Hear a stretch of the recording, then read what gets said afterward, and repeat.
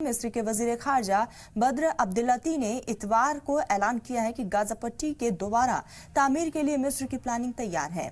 इस मंसूबे का मकसद ये तय करना है कि फिलिस्तीनी लोग अपनी ही जमीन पर ही बने रहें। इस तजवीज को आज काहिरा में होने वाले एक इमरजेंसी अरब समिट में पेश किया जाएगा।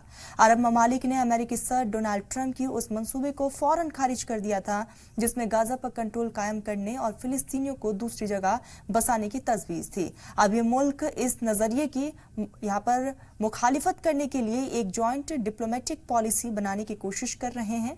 4 फरवरी को इजरायल और हमास के बीच जारी नाजुक जंगबंदी के दौरान ट्रंप के मंसूबे का ऐलान किया गया, जो अमेरिका के लंबे वक्त से चली आ रही middle east policy 2 state theory से हटती हुई नजर आई। इस स्कीम ने फिलिस्तीनियों और अरब ममालिक में काफी गुस्सा पैदा कर दिया। मिस्र के नुमाइंदे अब्देलती ने कहा कि उनका मुल्क इस मंसूबे के लिए इंटरनेशनल सपोर्ट और माली मदद जुटाने की कोशिश करेगा। उन्होंने गाजा के दोबारा तामीर के लिए यूरोप के अहम रोल पर खास तौर पर जोर दिया।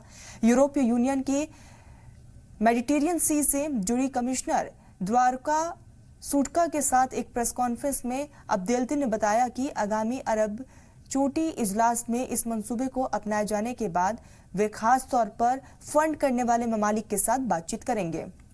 आज होने वाले चोटी इजलास के बाद OIC के मेंबर ममालिक के वज़ारे खारजा सऊदी अरब में एक इमरजेंसी मीटिंग करेंगे, जिसमें आगे के मंसूबे पर चर्चा की जाएगी। अब्देलती ने कहा कि अरब चोटी इजलास के नतीजों को दुनिया के सामने बेहतरीन तरीके से पेश किया जाएगा।